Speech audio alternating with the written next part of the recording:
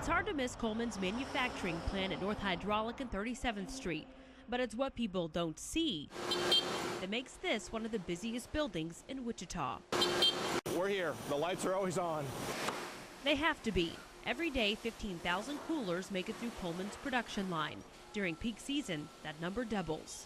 I'm sure these guys at night see coolers coming at them in their sleep. It's no wonder. Each employee helps build more than 500 coolers during one shift. So we do a lot of different processes here to make a cooler.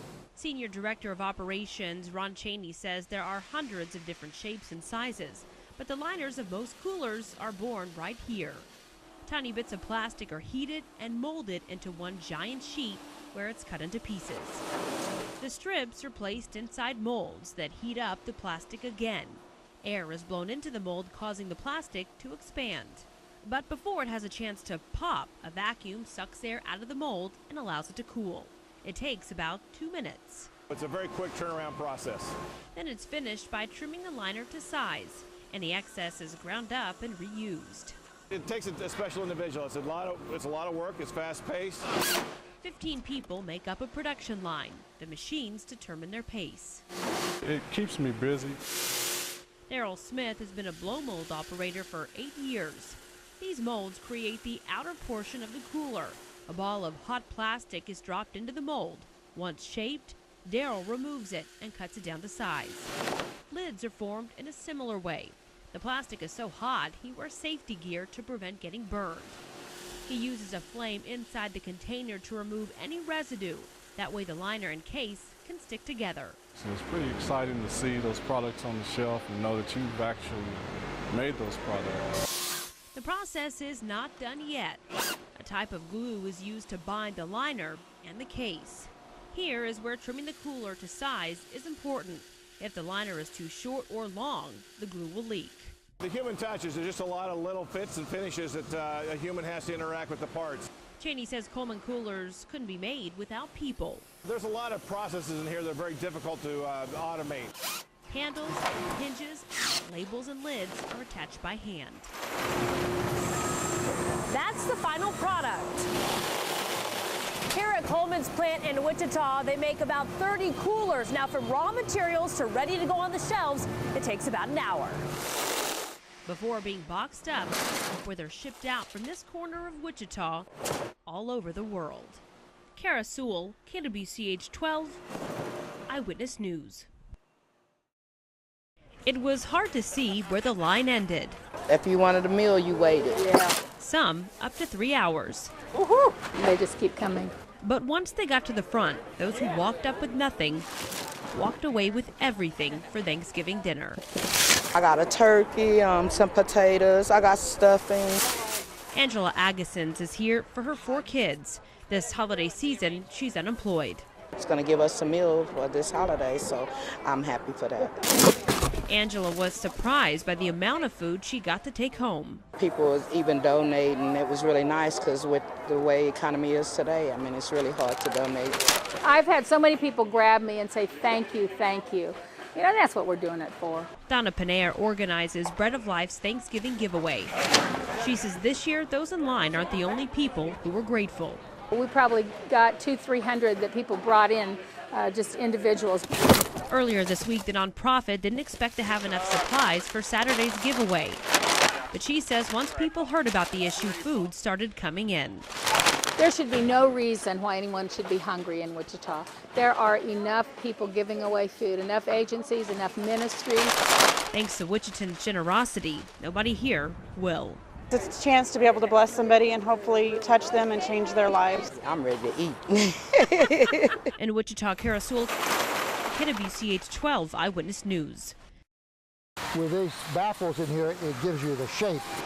Through an expression or a color, Pioneer Balloon Company is in the business of making people smile.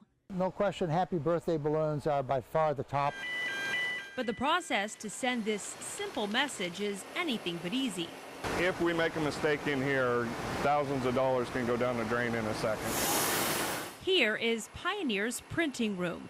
Every minute, up to 700 foil balloons are printed on this machine. I never thought I'd be in the balloon business in my life. Plant manager Matt Walsmith helps oversee it all.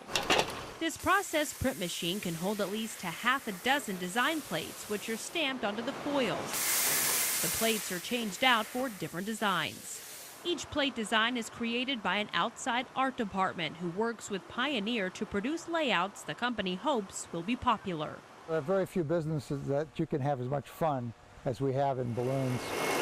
The foil is then inserted into the machine, treated to change its surface, which allows color to stick to the foil. And powerful blowers dry them. There may be 4, 5, 6, or up to 8 colors with this press that go into any one job.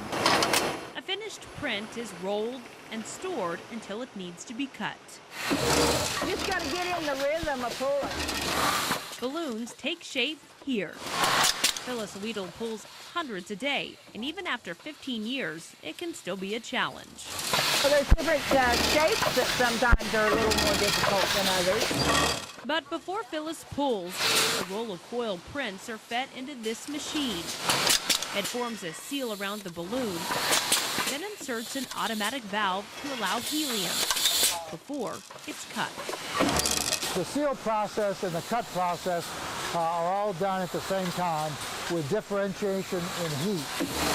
Balloons are chosen at random for a seal test. And in this job, if you're not comfortable with popping balloons, soon enough, you will be.